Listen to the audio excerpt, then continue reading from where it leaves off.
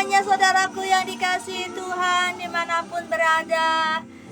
Purwokerto hari ini atau malam hari ini diguyur hujan lumayan deras. Dan dari kota Purwokerto kami kembali menyapa saudara sekalian dalam program setiap hari Rabu pukul 8 malam, program doa sehati Gereja Peter Injil Sepenuh GPIS Purwokerto yang meluncur bersama-sama dengan kami seperti biasa. Masih setia menemani saudara sekalian ada Bapak Pendeta Nono Robia Harjo dan saya Vivi Robia Harjo bersama dengan Moreno.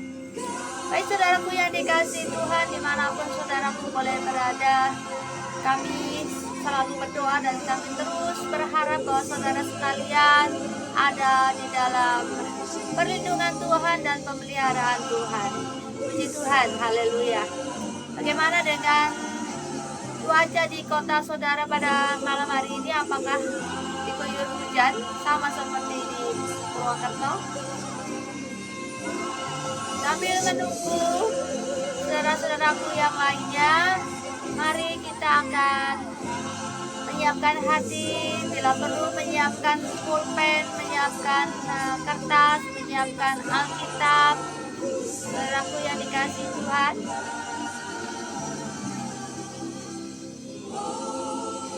selamat malam untuk Ibu Yuli Nurhayati di kota Purwokerto. Selamat malam Bu Yuli, apa kabar?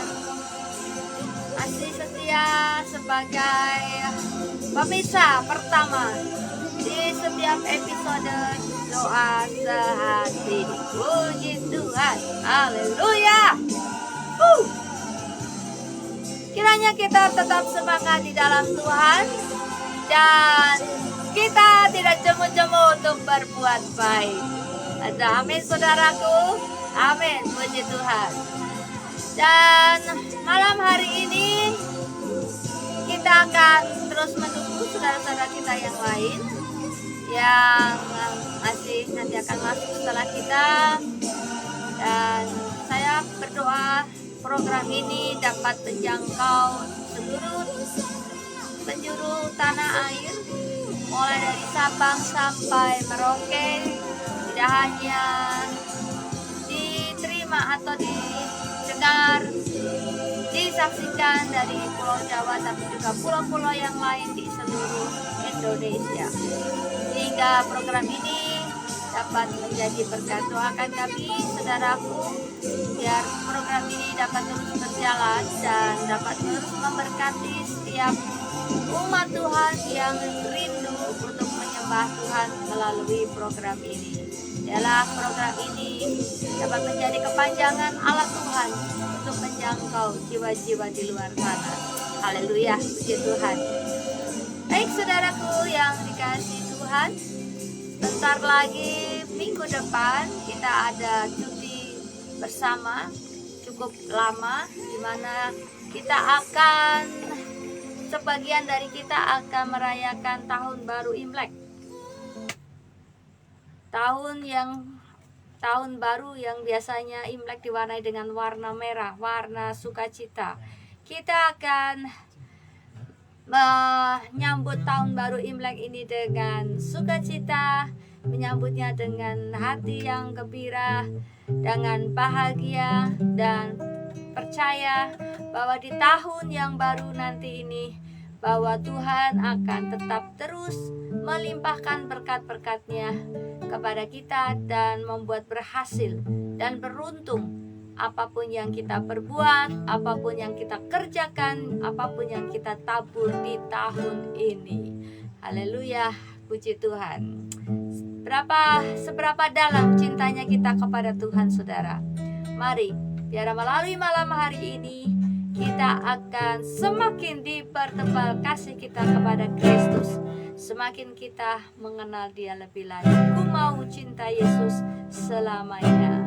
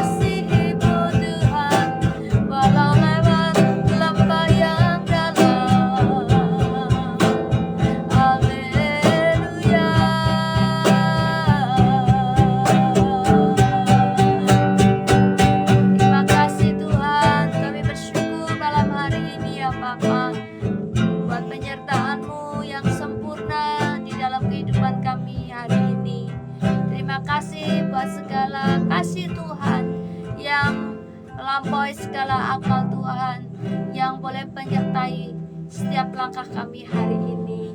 Tuhan, kami datang dengan rasa syukur kami datang dengan rasa haus akan Engkau dalam malam hari ini Tuhan, bersama dengan umat-Mu yang mengikuti live streaming maupun di YouTube malam hari ini Tuhan. Biarlah kami mau bersama-sama mengenal Engkau, kami belajar bersama-sama mengerti kehendak Tuhan dalam hidup kami. Tuhan, Engkau memakai hamba-Mu yang Tuhan sudah persiapkan. Kiranya Engkau mengurapi hamba-Mu, dan berkat firman-Mu boleh ditaburkan untuk setiap kami. Terima kasih Tuhan, terpuji nama-Mu. Dalam nama Tuhan Yesus yang siap untuk mendengarkan firman Tuhan, katakan amin. Shalom.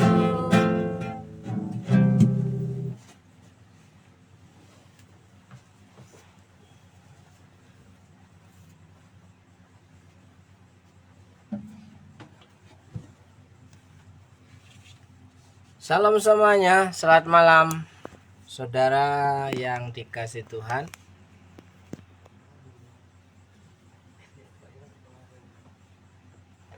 Salam untuk Bu Yuli, salam untuk Pak Victor. Sudah pulang kah Pak Victor? Oke, saudaraku yang dikasih Tuhan, kita semua malam hari ini bersyukur karena Tuhan baik ya. Tanpa kebaikan Tuhan, hidup kita akan terus mengalami trouble ya. Oleh sebab itu saudaraku, kita mengucap syukur kepada Tuhan, selalu mencari apa yang menjadi kehendak Tuhan dalam kehidupan kita.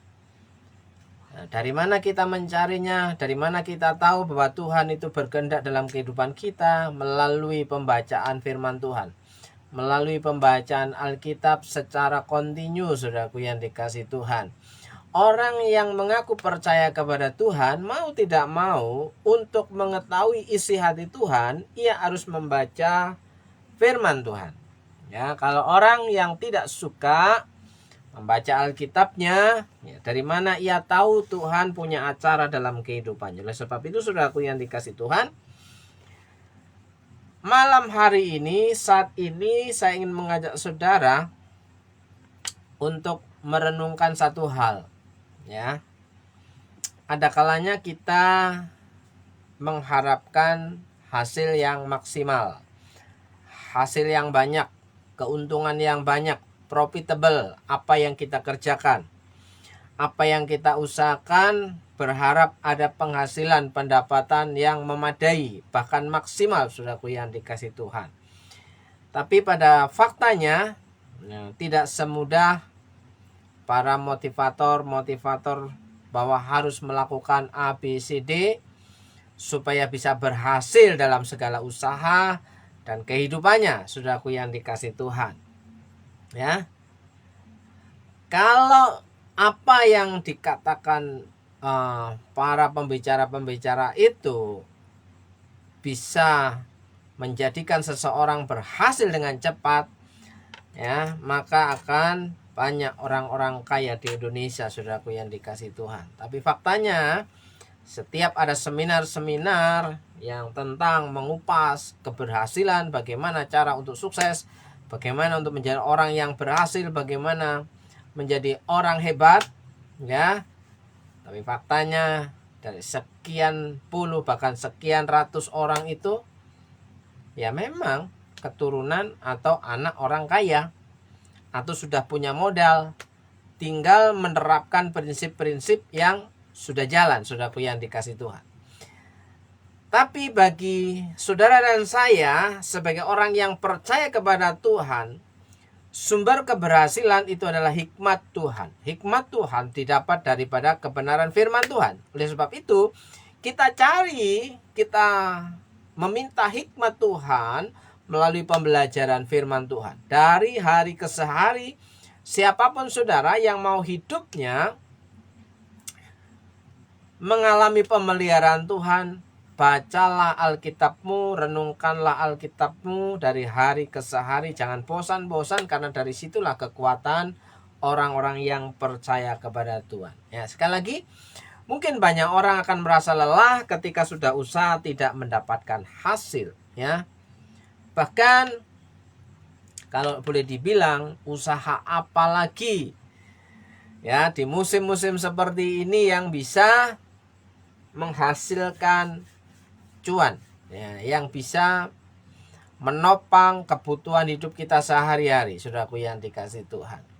Tapi bagi Tuhan, ya, matematikanya berbeda. Matematika kerajaan Allah berbeda dibandingkan dengan matematika ilmu sains. Ya, saudaraku yang dikasih Tuhan, kalau matematika ilmunya 1 tambah 1 adalah 2, 1 kali 1 adalah 1. Ya, tapi bagi Tuhan, ya, itu berbeda, saudaraku yang dikasih Tuhan. Shalom Pak Musi, selamat malam.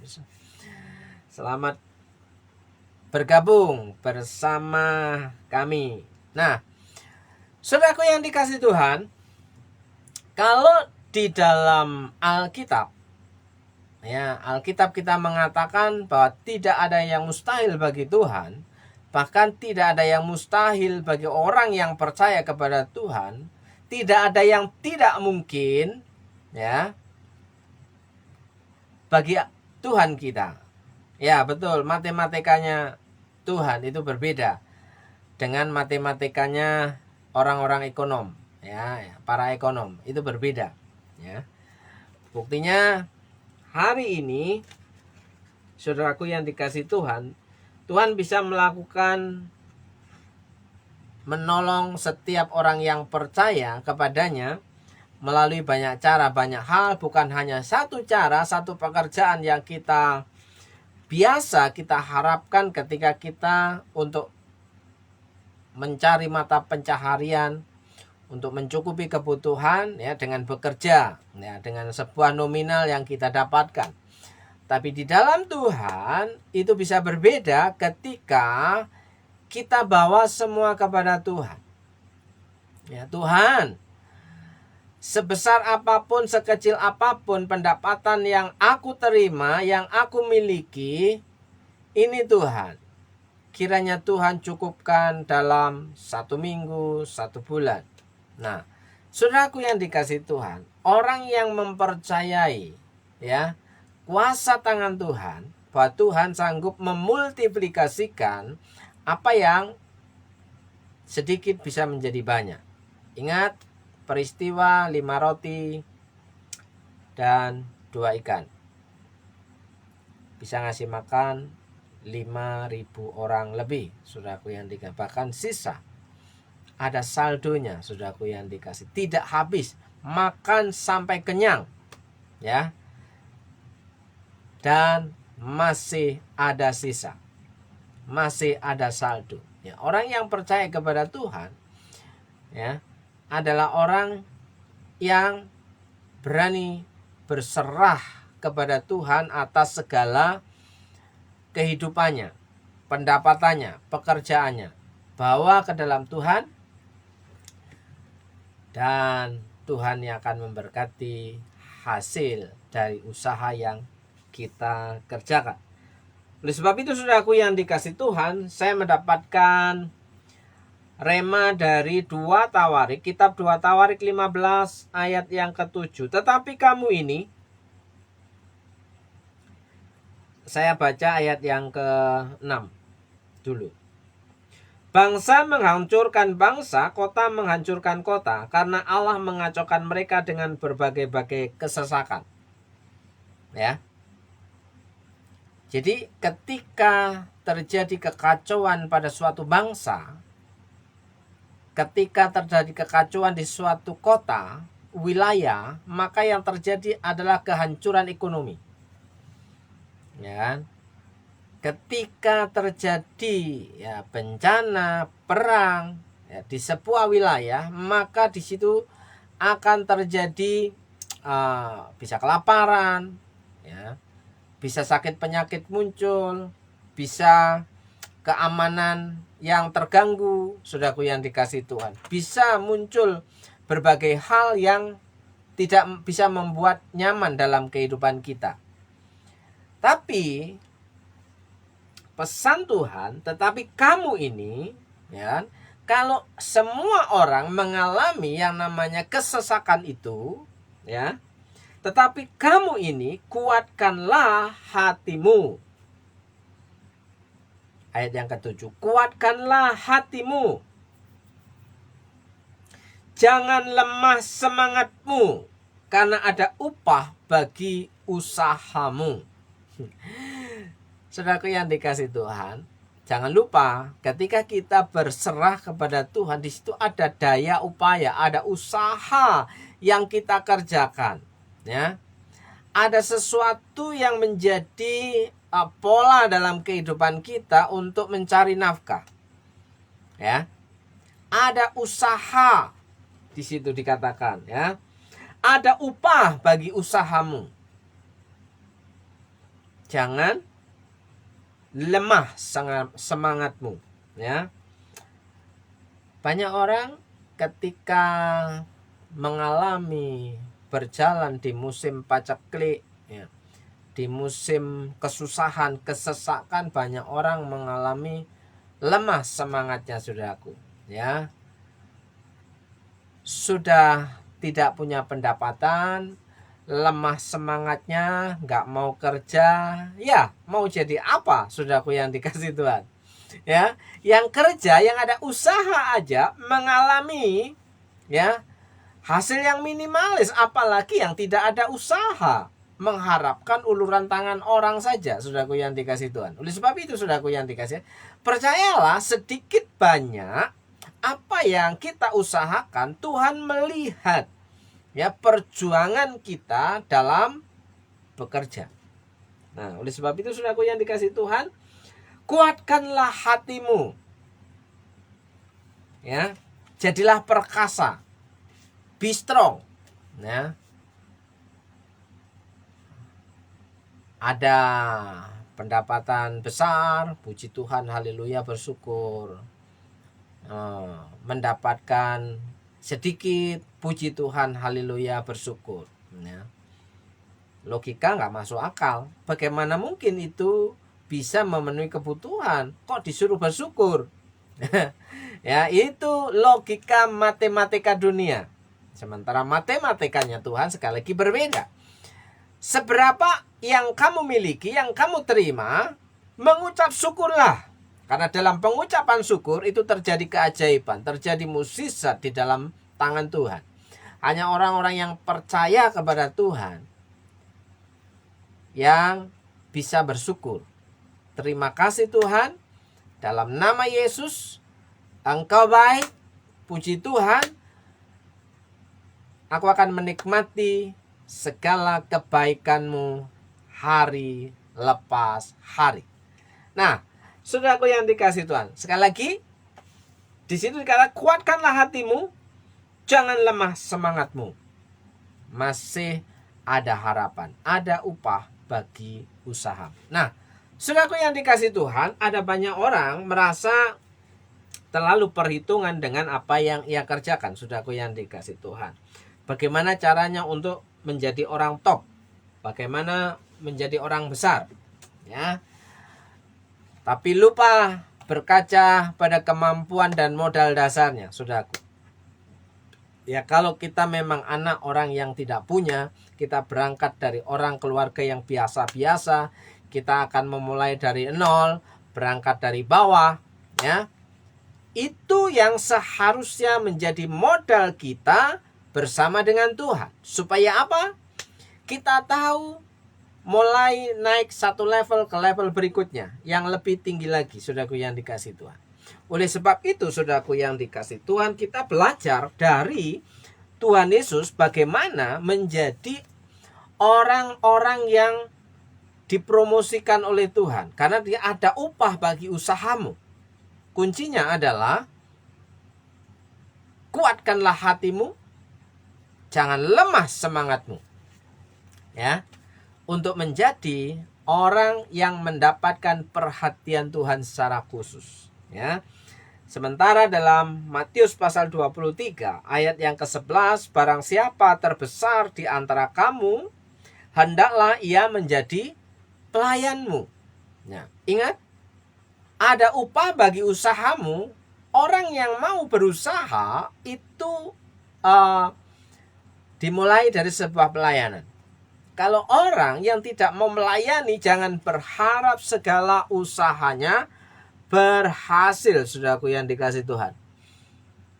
Kok ada seperti ini? Abaikan saja. Nah, saudaraku yang dikasih Tuhan,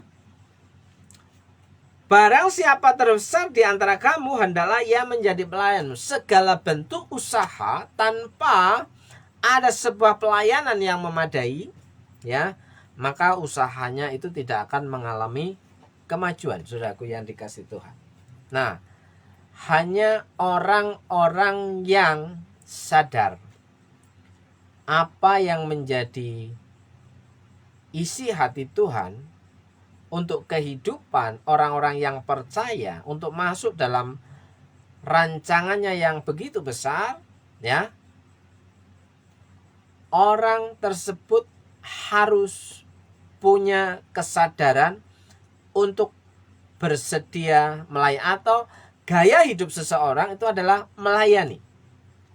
Ya, walaupun Plato pernah menyindir, siapa yang suka menjadi seorang hamba?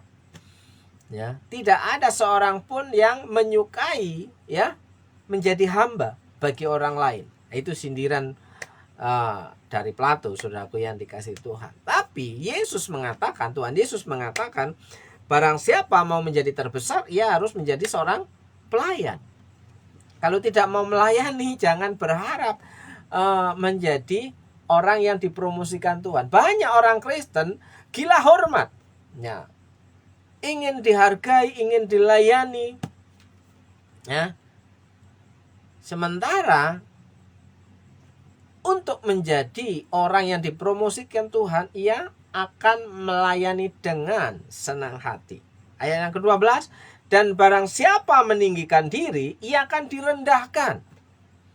Tidak boleh sombong, ya kan? Tidak ada yang bisa disombongkan dalam kehidupan ini, saudaraku, ya. Kaya pun tidak, pintar pun tidak, ya. Banyak tahu pun tidak, kerja pun tidak, keterampilan tidak ada, sombong. Bagaimana mungkin Tuhan bisa mempromosikan seseorang yang sombong tanpa punya kapasitas yang memadai untuk bisa menyombongkan diri, saudara yang dikasih Tuhan. Oleh sebab itu, dan barang siapa meninggikan diri, ia akan direndahkan, dan barang siapa merendahkan diri, ia akan ditinggikan. Kunci untuk ditinggikan oleh Tuhan adalah merendahkan diri di hadapan Tuhan, ya. Merasa kita itu masih harus banyak belajar, merasa kita itu butuh banyak tahu, saudaraku yang dikasih Tuhan. Jadi setiap orang yang percaya kepada Tuhan, ya, hukumnya tidak boleh sombong dan menyombongkan diri, karena tidak ada alasan untuk sombong, karena hidup kita ada di tangan Tuhan. Oleh karena belas kasihan Tuhan, kita bisa ada karena hari ini, karena berkat kemurahan Tuhan kita ada hari ini, karena Tuhan memberkati pekerjaan kita, kita bisa hidup hari ini, bisa menikmati kehidupan yang dikatakan menyenangkan, ada sukacita, ada penghiburan, ada kebahagiaan, saudaraku yang dikasih Tuhan. Menikmati shalomnya Tuhan, ya, sejahtera daripada Tuhan, saudaraku yang dikasih Tuhan. Sekali lagi, saudaraku yang dikasih Tuhan, orang yang mau menikmati promosi Tuhan, orang yang mau menikmati pemeliharaan Tuhan secara kontinu, ya, ia tidak boleh lemah semangatnya, ya. Hatinya harus tetap teguh, ya. Terus ia punya gaya hidup melayani. Dan yang keempat adalah belajar menjadi orang yang rendah hati, ya kan? Promosi Tuhan pasti terjadi dalam kehidupan saudara. Pemeliharaan Tuhan itu nyata, ya, seperti halnya mukjizat masih ada sampai hari ini. Maka pemeliharaan Tuhan dan tangan Tuhan yang perkasa itu sanggup menolong kehidupanmu dan kehidupanku, ya. Tuhan sudah menyediakan, ya, bahkan renungan malam hari kemarin, bahwa ketika seorang raja mengundang, ya, untuk sebuah pesta pernikahan, ya, sudah disediakan hidangan. Nah, kalau Tuhan sudah memanggil, ya, Tuhan sudah menyediakan, include, ya. Bahkan apa yang tidak pernah kita pikirkan pun Tuhan sudah sediakan. Selama saudara dan saya itu menyenangkan Tuhan, ya, bukan berarti kita mau menyuap Tuhan, tapi hidup kita sebagai anak-anaknya itu begitu mengagumkan, membuat Tuhan itu bersuka cita. Bukan hanya kita yang bersuka cita, tapi Tuhan mengalami sukacita, ya, karena Tuhan melihat anak-anaknya, ya, di muka bumi ini hidup dalam kebenaran. Banyak orang yang hidup tidak benar menginginkan doanya dijawab Tuhan. Banyak orang yang tidak setia, ya, masih tidak punya malu berdoa kepada Tuhan. Banyak orang yang seringkali tidak jujur, ya, mengaku-ngaku dirinya adalah orang yang dipakai Tuhan untuk apa? Menjadi terang dan garam, ya kan? Seperti halnya kalau kita membaca Yesus mengecam ahli-ahli Taurat dan orang-orang Farisi, ya.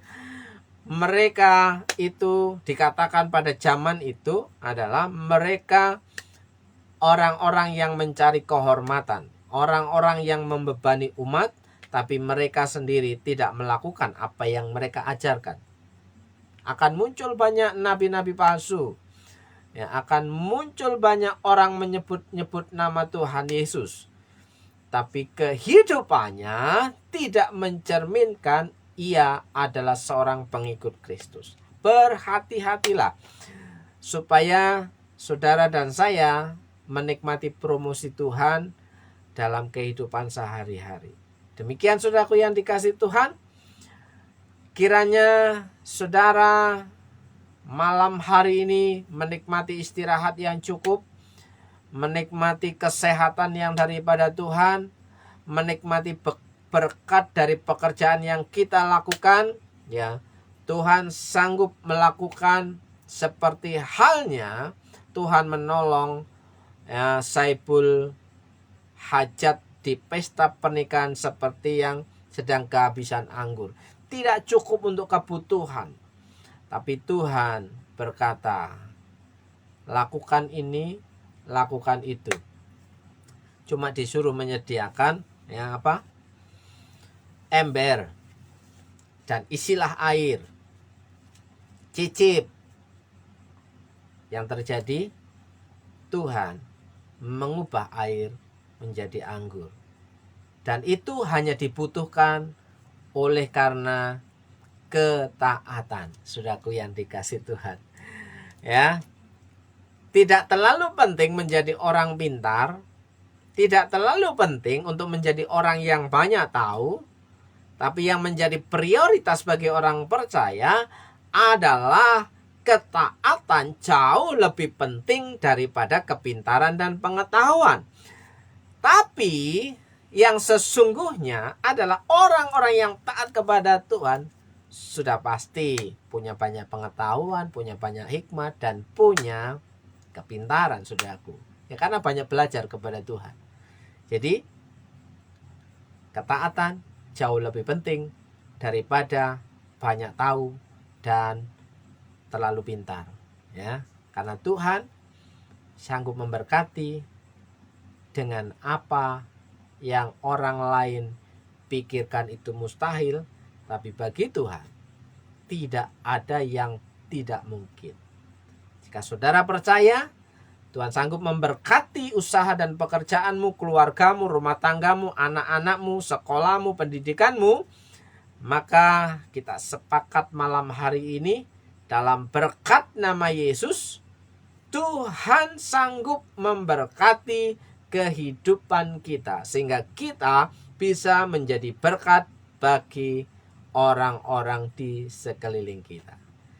Demikian kebenaran firman Tuhan. Kiranya saudara terberkati dan menjadikan penghiburan atas segala situasi yang terjadi hari ini. Selamat malam, selamat istirahat. Kiranya Tuhan memberkati hidup saudara semua. Shalom semaku. Dalam berkat nama Yesus, mau berdoa untuk Bu Yuli, mau berdoa untuk Pak Victor, berdoa untuk Pak Musi, berdoa untuk Bu Andan, berdoa untuk Bu Endang. Di dalam berkat nama Yesus, Tuhan memberkati kehidupanmu dengan berkat-berkat daripada surgawi. Tuhan mencukupkan segala kebutuhanmu. Tuhan memberkati segala usaha dan pekerjaanmu. Tuhan memberkati rumah tanggamu, keluargamu, anak-anakmu. Tuhan memberkati dengan berkat kesehatan, sehingga engkau dapat menikmati setelah bangun dari tidurmu.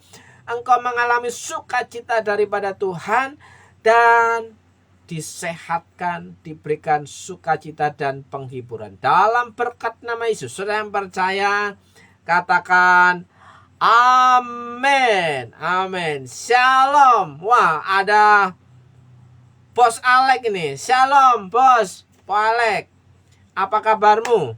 Shalom, Tuhan Yesus memberkati. Haleluya.